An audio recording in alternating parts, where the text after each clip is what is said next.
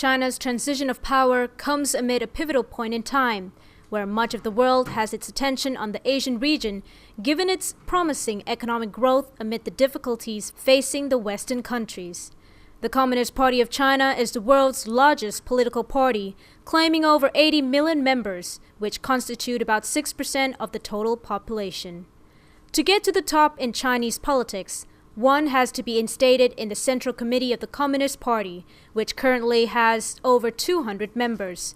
Among those, only 7 to 9 members will be chosen as the standing Central Committee, the decision makers. As much has been speculated that the younger generation who were groomed for leadership in a party that demands obedience will have less power than their predecessors, Juarawee, the director of China Studies Center of Chulalongkorn University, said what's more important is the loyalty towards the party. Whatever decision the party makes, it doesn't come from an individual. The party doesn't work that way. In the Communist Party, those in the decision-making level deliberate to find consensus or a resolution.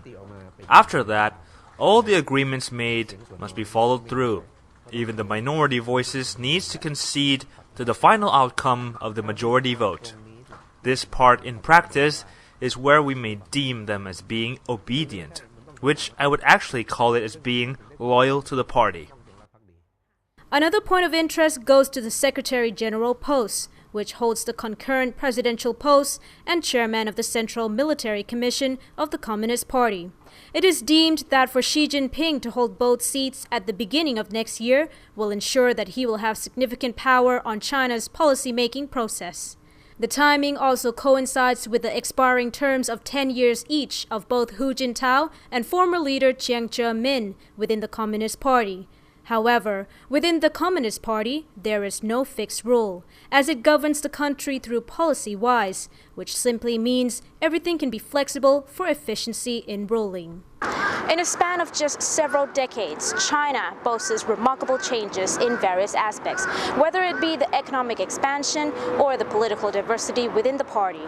The question is, how much has China achieved, and also which direction is it heading to now? The consequences from the vast development in China have also the price to pay. Like what we can see now, Beijing faces traffic congestion or the pollution, which are partially the result of fast developments. These problems were acknowledged by officials, where they try to build awareness among the public on improving the environment and sustainable development. As we come across the rising of China, the country also plays more outstanding role in the geopolitical arena, especially ones with which has its direct involvement, such as the dispute over the South China Sea and East China Sea. Experts deem that the tit-for-tat that occurred during the past year is thought to be typical reactions from any country, not just China, that must claim sovereignty over what they believe is their own territory.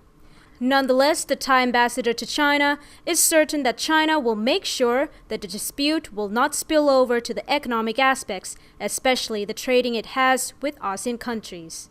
The trade figure between China and ASEAN has gone over $300 billion. China is the top trading partner with the region, while ASEAN is the third largest trading partner with China.